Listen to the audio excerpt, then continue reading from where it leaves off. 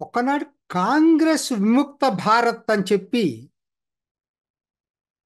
మోడీ మాట్లాడినప్పుడు ఇదేదో political slogan, అది జరగదనేది నేను కూడా వీడియో చేశాను. అఫ్ కోర్స్ మన విష్ఫుల్ థింకింగ్ ఏంటంటే ఒక ప్రతిపక్షం కూడా గట్టిగా ఉండాలని.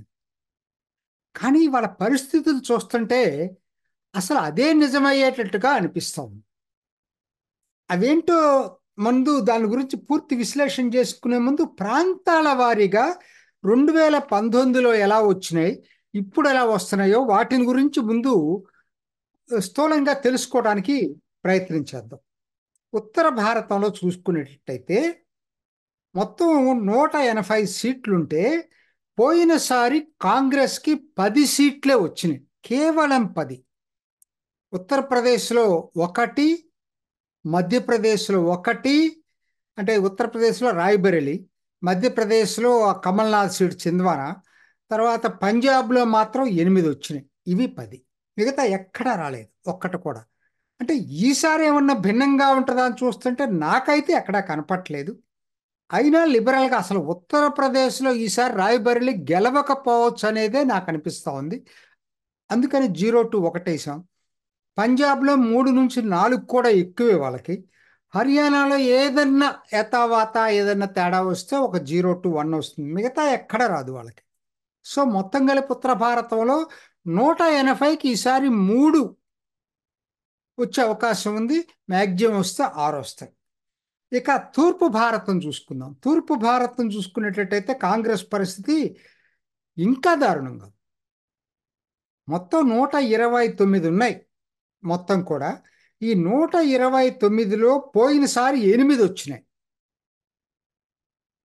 పశ్చిమ బెంగాల్లో 2 వచ్చినాయి కాంగ్రెస్కి, నార్థర్న్ బెంగాల్లో.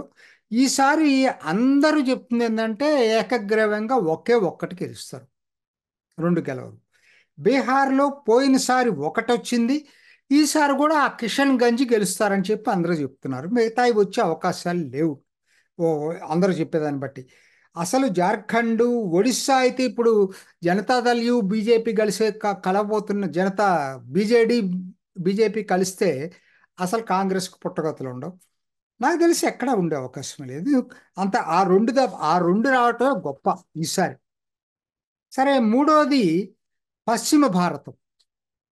ఇక్కడ మొత్తం 78 ఉంటే పోయినసారి 2 వచ్చినాయి. మహారాష్ట్రలో 1, గోవాలో 1. ఈసారి కూడా గుజరాత్లో అప్పుడు ఇప్పుడు అంతే, ఏం రావు ఒక్క సీటు కూడా. గోవాలో కూడా ఈసారి సీట్ రాదు. మహారాష్ట్రలో నేను ఎక్కువ వేశాను, 2-4 సర్వేలు ఇవ్వటం అయితే 2 వస్తాయని కాంగ్రెస్ కూడా ఇటీవల లేటెస్ట్ సర్వే కూడా వచ్చింది. 4 వేసుకుందాం, 2-4 దాకా కాంగ్రెస్కి వచ్చే అవకాశం ఉందనుకుందాం. ఇక దక్షిణ భారతం, ఇదండి అసలు. దక్షిణ భారతం చూసుకునేటట్టయితే తమిళనాడు 39 ఉన్నాయి. పోయినసారి 39కి 38 డిఎంకే కూటమికి వచ్చినాయి. ఈసారి ఆ స్థితి ఉండదు, ఎటువంటి పరిస్థితులు ఉండదు. డిఎంకే మీద ఎంత వ్యతిరేకత ఉందో చెప్పలేం ఈసారి. సో కాబట్టి 8కి 6 రావటం అనేది నేను చాలా ఎక్కువ వేస్తే 6 వస్తున్నాయి కాంగ్రెస్కి, అంతకన్నా ఎక్కువ రావు. కర్ణాటకలో 28కి పోయినసారి 1 వచ్చింది, ఈసారి 3-4 వేసుకుందాం, అది కూడా ఎక్కువే. ఆంధ్ర సరే ఎప్పట్లాగానే ఉంటుంది, ఏం మార్పు ఉండదు 25కి. తెలంగాణలో మాత్రం 1 పెరుగుతుంది. అంటే నాకేమనిపిస్తుంది అంటే ఒక మూమెంట్లో చూస్తూ ఉంటే దేశం మొత్తం మీద ఈసారి పార్లమెంట్లో ఎక్కువ స్థానాలు వచ్చిన రాష్ట్రం కాంగ్రెస్కి ఏదైనా ఉంటే తెలంగాణ ఉన్నా ఆశ్చర్యం లేదు. కేరళ రెండోది, మరి అక్కడ ఎట్లా ఉంటుంది అనేది పరిస్థితి ఇప్పుడు చెప్పలేము, అప్పుడు పరిస్థితిని బట్టి. తెలంగాణ 8-10 దాకా వస్తాయి, 8 రావచ్చు, 10 మ్యాక్సిమం వస్తే 10 అని చెప్పి వేసుకుంటున్నాం. కేరళ 20కి 15 వచ్చినాయి పోయినసారి. యూడిఎఫ్ ఆల్మోస్ట్ 19 గెలిచింది, కాంగ్రెస్కి ఒక్కదానికే 15 వచ్చినాయి. ఈసారి అంత సీన్ లేదు, అయినా మ్యాక్సిమం 9-10 దాకా వేస్తున్నాను. అది కూడా రాదండి. కానీ మనం లిబరల్గా వేసుకున్న 26-30, ఎంత లిబరల్గా వేద్దామని చూసినా అక్కడ కనపట్లేదు అసలు. 26-30. ఇక ఈశాన్య భారతం నేను స్లైడ్లో ఇవ్వలేదు కానీ నేను చెప్తానా, మొత్తం 25 ఉన్నాయి. అందులో అస్సాంలో 14 ఉన్నాయి. పోయినసారి కాంగ్రెస్కి 4 వచ్చినాయి ఇక్కడ. 3 అస్సాంలో, 1 మేఘాలయలో. మేఘాలయలో రాదు, మిగతా రాష్ట్రాలు ఎక్కడ రాదు. అస్సాంలో 3 కూడా, 1 కూడా రాదు. అందరూ చెప్పేది వస్తే ఆ యూడిఎఫ్కి వచ్చేటట్టుంది దుబ్రి, మిగతా వచ్చేది లేదు. అయినా ఎందుకైనా బెటర్ అని వేశాను ఒకటి. దీంట్లో నార్త్ ఈస్టర్న్ స్టేట్స్ 1 నుంచి 2 అని వేసాం, కానీ అది కూడా నాకైతే కనపట్లేదు. ఎందుకంటే మిగతా రాష్ట్రాలు ఎక్కడ లేదు అసలు. సో లిబరల్గా ఇస్తుంది అంటే మొత్తం మీరు దక్షిణాదిన 131కి 28, అది వరకు ఉంటే 30 వచ్చే అవకాశం ఉంది మ్యాక్సిమం వస్తే, 26 నుంచి 30 మధ్య. మొత్తం దేశంలో చూసుకునేటట్టయితే ఒక్కసారి చూడండి, నేను మొత్తం కలిపి కన్సాలిడేటెడ్ ఫిగర్ ఇచ్చాను. పోయినసారి 52 వస్తే ఈసారి 34 నుంచి 44 మధ్యలో వచ్చే అవకాశం. 34 వచ్చినా ఆశ్చర్యం లేదు. ఇదండి కాంగ్రెస్ పరిస్థితి. ఇది ఈసారి.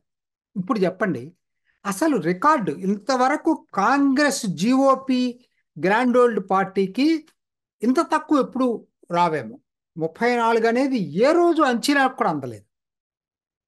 పోయినసారి 44 అనుకుంటా 2014లో, ఇప్పుడు 52 వచ్చినాయి. మరి ఈసారి 34 రావటం అంటే అసలు ఏమనుకోవాలి దీన్ని? దీనికి ఎవరిని తప్పు పట్టాలి? ఒక్క మోడీ ఈడీ పంపిస్తే జరిగిద్దా ఇట్లా? బేసికల్గా ఏంటి, కాంగ్రెస్ నాయకత్వ లోపం కనపడుతుంది. ప్రజలు కాంగ్రెస్ నమ్మే పరిస్థితులు లేరు. ఇది నిజం. మిగతా అన్ని సెకండరీ అండి, ఇదే ప్రైమరీ. అంటే నాయకత్వ లోపం. రాహుల్ గాంధీ నాయకుడుగా సూట్ కార్డ్ అనేది, ఫిట్ కార్డ్ అనేది పూర్తిగా అర్థమైపోతుంది. కాకపోతే దాని గురించి సమీక్ష చేసి ఏం చేయాలనేది ఎన్నికలు అయిన తర్వాత మాట్లాడుకుందాం. ఇప్పుడు మాట్లాడినా వినేవాళ్ళు ఉండరు కాబట్టి, తప్పు అని చెప్పి మాట్లాడే వాళ్ళు ఎక్కువ ఉంటారు కాబట్టి ఫలితాలు వచ్చిన తర్వాత మాట్లాడుకుందాం. ఖచ్చితంగా కాంగ్రెస్కి వచ్చేది మాత్రం ఇదే, ఈ బ్యాండ్లోనే వస్తాయి. 34 నుంచి 44 మధ్యలోనే వస్తాయి. అంతకు మించి ఇదేం లేదు. రెండోది, అసలు పార్టీలు ఎవరున్నారండి? అంత సైకోఫెంట్స్ పార్టీలు. ఒక్క నాయకుడు, ప్రజలు జననాయకుడు ఒక్కడున్నాడా కాంగ్రెస్లో ఇవాళ? అలా అయిపోయింది కాంగ్రెస్ పరిస్థితి. సరే, ఏదైనా కానీ ఇవాళ పరిస్థితి ఏంటంటే, ఎందుకంటే మీరు ఎక్కడ కేరళలో చూడండి, కేరళలో ముస్లిం లీగ్ దయ మీద ఆధారపడాలా? ఆ సౌత్లో ఉన్న కొద్ది కూడా. తమిళనాడు వచ్చి డిఎంకే దయ మీద ఆధారపడాలా? ఏదో కర్ణాటకలో సీట్లు ఎక్కువ రాకపోవచ్చు, కానీ తెలంగాణలో సీట్లు పార్లమెంట్లో ఎక్కువ వస్తున్నాయి. ఇక్కడ కొత్తగా వచ్చింది కాబట్టి ఈసారి ఉంటుంది, కానీ ముందు ముందు ఇది కూడా ఉండదండి తెలంగాణ కూడా. కాకపోతే మొన్నే ఎన్నికలైనవి కాబట్టి ఆ యుఫోరియా కొన్నాళ్ళు ఉంటుంది. అందుకని వెంటనే జరుగుతున్న పార్లమెంట్ ఎన్నికలకు కాబట్టే దానికి అన్ని సీట్లు ఇవ్వటం జరుగుతూ ఉంది. ఇది పరిస్థితి.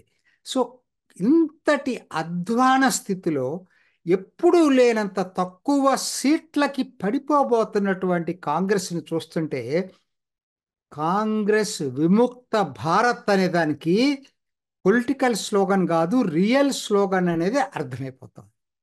చూసారు కదండి. మరి ఈ వీడియో కనుక మీకు నచ్చినట్లయితే ఒక లైక్ కొట్టేసి మీ అభిప్రాయాన్ని కూడా కామెంట్ బాక్స్లో తెలియజేస్తూ ఇలాంటి ఇంట్రెస్టింగ్ అప్డేట్స్ కోసం మా ఛానల్ని సబ్స్క్రైబ్ చేసుకోండి.